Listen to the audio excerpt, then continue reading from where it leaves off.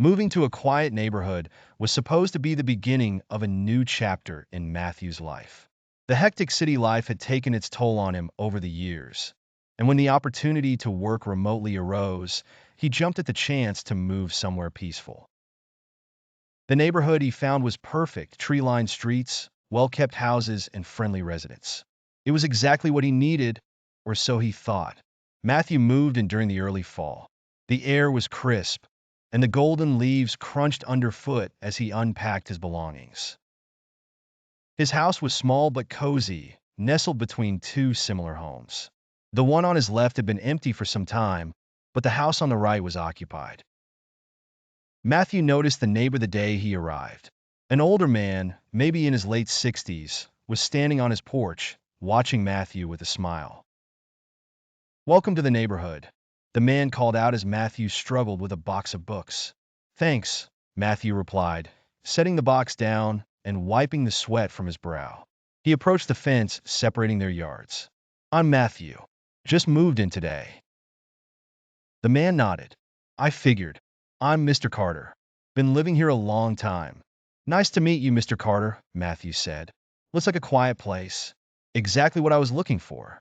"It is," Mr. Carter agreed. "Quiet and safe. You like it here?"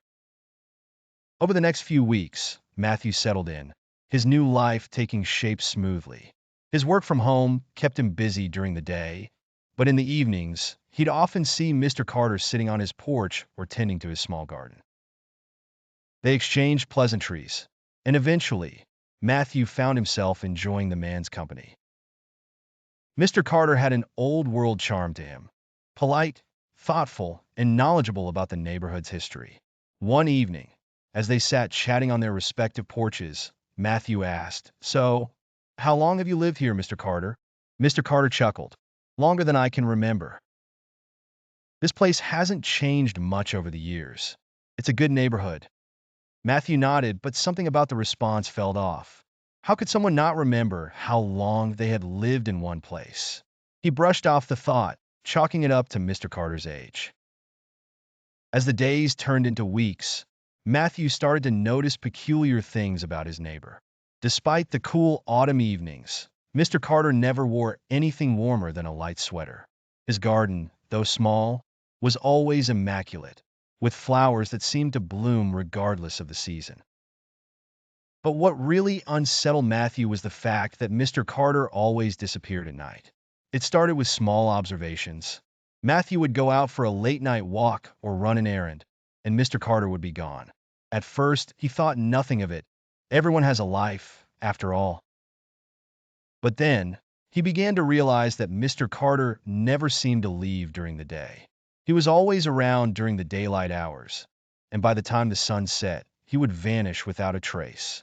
One night, unable to shake his curiosity, Matthew decided to stay up and watch. From his living room window, he had a clear view of Mr. Carter's house. The porch light was on, as usual, and Mr. Carter sat outside, sipping a cup of tea.